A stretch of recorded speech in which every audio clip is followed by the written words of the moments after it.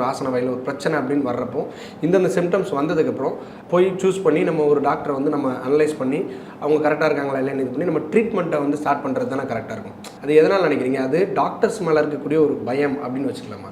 அதாவது நம்ம பயப்பட வேண்டியது வந்து நோயை பார்த்து தான். டாக்டரை பார்த்தோ இல்லை சர்ஜரி பார்த்தோ இல்லை காஸ்ட்டை பார்த்தோ பயப்படக்கூடாது. ஏன்னா உங்களுக்கு இன்றைக்கி கவர்மெண்ட் ஹாஸ்பிட்டல் இருக்குது, குவாலிட்டியான சர்வீஸ் உங்களுக்கு ஃப்ரீயாகவே கிடைக்குது. இதெல்லாம் வந்து மக்கள் வந்து காஸ்ட்டை பற்றி பார்க்குறாங்கன்றதை தாண்டி ஒரு பயம் இருக்குது. கண்டிப்பாக ஒரு எங்கள் டாக்டரை பார்த்து ஆப்ரேஷன் சொல்லிட்டு வாங்கலான்ட்டு. எல்லாமே ஆப்ரேஷனில் நம்ம பண்ணணும்னு அவசியம் கிடையாது. ஆரம்ப ஸ்டேஜ் டிசீசஸ் ஆரம்பமாகி கொஞ்சம் மாடரேட்டாக இருக்குது பட் சர்ஜரி தேவையில்லாத டிசீசஸ்க்கெலாம் மருந்துலேயே நம்ம குணப்படுத்த முடியும். எஸ்பெஷலி ஆசன வாயின் வரும்போது வரக்கூடிய பிரச்சனைகள் பார்த்தா இந்த ஃபிஷர், அதாவது ஆசனவாய் வெடிப்பு, இன்னொன்று பைல்ஸ், இரத்த குழாய்கள் புடைக்கிறது, தேர்ட் தான் வந்து பௌத்திரம், அது இன்ஃபெக்ஷனால் சீழ்கட்டிகள்.